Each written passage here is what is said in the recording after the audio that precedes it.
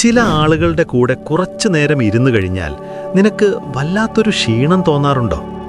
അവരൊരു പക്ഷേ നല്ലവരായിരിക്കാം, പക്ഷേ അവരുടെ കൂടെ ഇരുന്ന് കഴിയുമ്പോൾ നീ ശരിക്കും എക്സോസ്റ്റഡ് ആയി പോകും.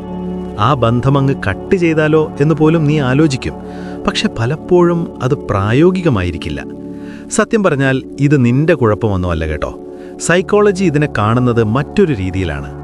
ആ ബന്ധങ്ങൾ മുറിച്ചു മാറ്റാതെ തന്നെ നിന്റെ സമാധാനം സംരക്ഷിക്കാൻ ചില വഴികളുണ്ട്.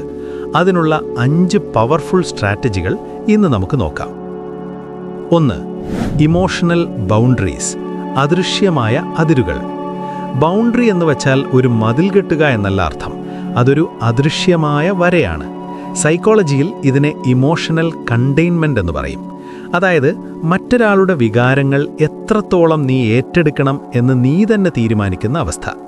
അവർ സങ്കടത്തിലാണ്, അതുകൊണ്ട് ഞാനും സങ്കടപ്പെടണം എന്ന ആ പഴയ പാറ്റേൺ ഒന്ന് മാറ്റിപ്പിടിച്ചു നോക്ക്. 2.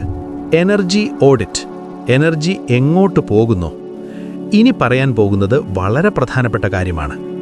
ഓരോ സംഭാഷണം കഴിഞ്ഞ ശേഷവും നീ നിന്നോട് തന്നെ ഒരു ചോദ്യം ചോദിക്കണം. ഇപ്പോൾ എനിക്ക് എനർജി കൂടിയോ അതോ കുറഞ്ഞോ? സൈക്കോളജിയിൽ ഇതിനെ ഇന്റർപേഴ്സണൽ എനർജി അവെയർനെസ് എന്ന് വിളിക്കും. ഇത് ശീലമാക്കിയാൽ ആര് നിനക്ക് എനർജി തരുന്നു, ആര് നിന്റെ എനർജി ഊറ്റിയെടുക്കുന്നു എന്ന് നിനക്ക് കൃത്യമായി മനസ്സിലാകും. 3. Selective vulnerability. എല്ലാം എല്ലാവരോടും വേണ്ട.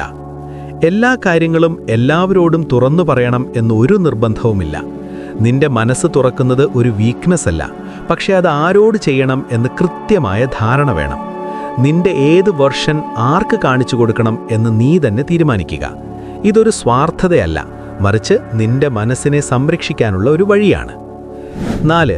Structured availability. എപ്പോഴും ഫ്രീ ആകരുത്. ഈ പോയിന്റ് നിന്നെ ശരിക്കും ഞെട്ടിക്കും. നീ എപ്പോഴും എല്ലാവർക്കും ഓൾവേസ് അവൈലബിൾ ആകുന്നത് നിന്നെ വല്ലാതെ തളർത്തുന്ന ഒരു ശീലമാണ്. സൈക്കോളജിയിൽ ഇതിനെ ക്രോണിക് അവൈലബിലിറ്റി സിൻഡ്രോം എന്ന് പറയും. മെസ്സേജുകൾക്കും കോളുകൾക്കും മറുപടി നൽകാൻ ഒരു പ്രത്യേക സമയം സെറ്റ് ചെയ്യുക. അതിലൊരു കുറ്റബോധവും തോന്നേണ്ട കാര്യമില്ല. നിന്റെ സമയം നിന്റെ ഏറ്റവും വലിയ സമ്പത്താണ്. 5. Compassionate detachment. കരുണയോടെയുള്ള അകലം. ഇതാണ് ഏറ്റവും പവർഫുള്ളായ വഴി. ഒരാളെ കെയർ ചെയ്യുന്നതോടൊപ്പം തന്നെ അവരുടെ പ്രശ്നങ്ങൾ നിന്റെ തലയിൽ ഏറ്റെടുക്കാതിരിക്കുക. സൈക്കോളജിയിൽ ഇതിനെ ഡിറ്റാച്ച്ഡ് കമ്പാഷൻ എന്ന് വിളിക്കും. ഞാൻ നിന്റെ കൂടെയുണ്ട്, പക്ഷേ നിന്റെ വേദനകൾ ഞാൻ ചുമക്കില്ല. ഇതാണ് ഏറ്റവും ആരോഗ്യകരമായ സ്നേഹം. അതുകൊണ്ട് ആളുകളെ ജീവിതത്തിൽ നിന്ന് ഒഴിവാക്കാതെ തന്നെ നിന്റെ സമാധാനം നിനക്ക് സംരക്ഷിക്കാൻ പറ്റും. ഈ 5 കാര്യങ്ങൾ ഒന്ന് പ്രയോഗിച്ചു നോക്ക്. നീ ഒറ്റയ്ക്കല്ല. നിന്റെ ഈ യാത്രയിൽ സൈക്കോളജി നിന്റെ കൂടെയുണ്ട്. നിന്റെ മനസ്സിനെ കൂടുതൽ മനസ്സിലാക്കാൻ ഈ ചാനൽ ഒന്ന് സബ്സ്ക്രൈബ് ചെയ്തേക്ക്. നമുക്കിനിയും സംസാരിക്കാം.